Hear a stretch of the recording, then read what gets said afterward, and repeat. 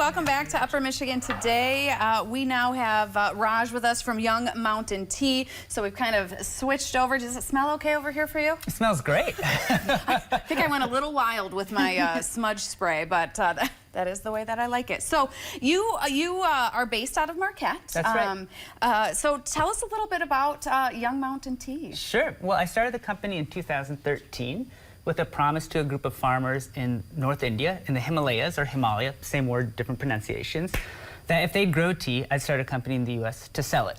And the goal was to figure out how do we create jobs at the farming level so that these rural farmers can actually live with dignity and with self-determination, as opposed to being forced to go to the cities for work, which is happening all across India. Yeah. So that was in 2013. I shook hands with these farmers. We set up a plot of tea to grow, and then I moved back to the US to set up the company, and that's Young Mountain Tea. So how has it been going since 2013? I mean, I'm looking at your packaging. It's all so beautiful. And have you grown? And we have, yeah. Thankfully, the timing was right. Yeah. These are specialty teas, so they're made with just the most prized part of the tea bush, which is the bud and the first 2 leaves. That's it. And that single harvest makes black tea. It makes green tea. It makes white tea, matcha, oolong, pu'er. It's all the same leaf, just grown in different soils and processed in different styles. Interesting. And so in the US, for the first time, these types of specialty teas are getting introduced and explored. And so that was a big part of it. Let's work with the farmers to raise the quality of their teas into the specialty category so they earn more. And then here in the US, we get better teas. That's incredible. I had no idea about the teas and the different varieties. I thought there was an oolong tea plant and a black tea plant and an Earl Grey tea plant and my peach sleepy time. Okay, maybe not taking it that far. But Raj, for you as a tea company owner, why does it make sense to you to be involved in a health and wellness fair? Yeah, well, for time immemorial, around like 700 CE is the first known recognition of tea. Tea has been synonymous with well-being. It's both flavor-wise really good, so you enjoy it, and it's a social kind of tool. Yeah. Mentally, there's a number of compounds that help us out. L-theanine is probably my favorite. Have either of you heard of L-theanine? I have. I've heard of it. I don't know too much about it, though. Our former co-anchor loves L-theanine. L-theanine. Yeah, L-theanine. Yeah. Well, tea is the only natural source of this. Ah, where's Pavlina? Sorry. No, that's okay. That's okay. She's out finding a yeah, exactly. fake L-theanine. So tea is the only natural source. That's right. And L-theanine is an amino acid that crosses the blood-brain barrier, and so it's directly correlated with the production of alpha waves, which our minds make when we're in a relaxed and calm state. Okay. So you get the lift of the caffeine. It's about half as much as a cup of coffee, but that gets balanced and moderated by the L-theanine. So you both get energized and centered at the same time. I love it. Okay, so you have a couple of different options here for us. Are we going to be trying one? Yeah, I didn't. Let me start making the black. We'll see if we have time. We can go with the white. Too. Yeah. So this is a white tea. Have either of you had white tea before? I don't think I have. Actually, I've had like a peach white tea before. Okay. She's into the sleepy time. Well, not peach respect. sleepy time, but I'll give this one to you. Okay, look at this cute.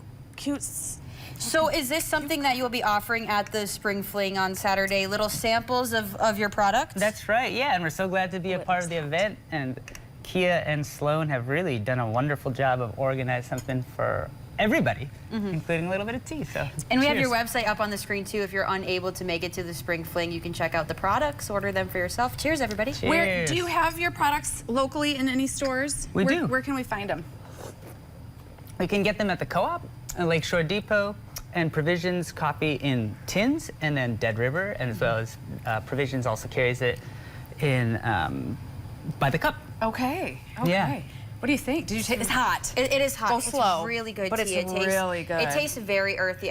So I'm the type of tea drinker, like I was talking about, peach tea. I always have to drink like a flavored tea. Really? Yeah, I'm not picking up on too many flavors. I'm tasting a really natural, earthy taste, and I'm really enjoying it. Good. Yeah, well, these are made from tea bushes that are 170 years old. Wow. So the first shoots of the year come up, and the farmers harvest this right at the beginning of April, and then they minimally process it. So they don't roll it or oxidize it. Oxidizing is what differentiates a white tea from a black tea.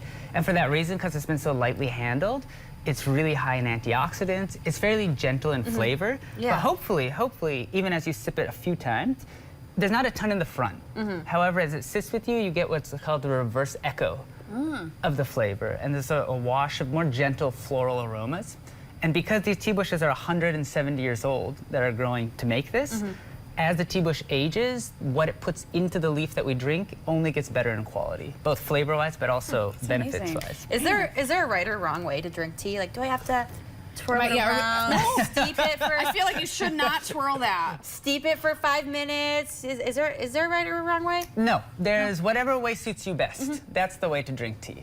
And, you know, we can do a lot of things like adjust temperature and steep time to bring out the most in it. But really, it should not be an intimidating thing. I think, unfortunately, there's sort of a conception that tea is difficult, especially loose leaf tea is difficult, but really, it shouldn't be. It should be just hot water and leaf, and you separate the two and you drink it and enjoy it. And if you're fancy, you have something like this well. to keep it warm, because I just think that's so fun. This is literally the first time I've ever seen a tea light used for its intended purposes. I'm pretty much obsessed with it. And you know, it's incredible how much heat that little candle generates. It's enough to keep a whole pot of tea warm for a couple hours. I wonder if we could get one of those on our desk, Tia. I love it. Put that into our request. Remember that random candle I had lit the other day? Yeah. You just never know what's going to happen. Well, thank you so much for sharing this. Yeah. I love these rose-colored tins. Like I said, I just love your packaging so much. It's so beautiful. You said your wife designs it all? She does, yeah. Oh. Mitra is our creative director, and yeah, I get to have the joy of watching her in action, and this is her result. Yeah, I can tell you're very passionate about what you do, and what a great mission, and just all the love behind it is really incredible. I had no idea, so I will drink this and savor it a little bit more, knowing now. So thank you for sharing your story. We're going to keep going this morning. We're going to sip our tea during a break, and we have some more fun for you planned when we come back.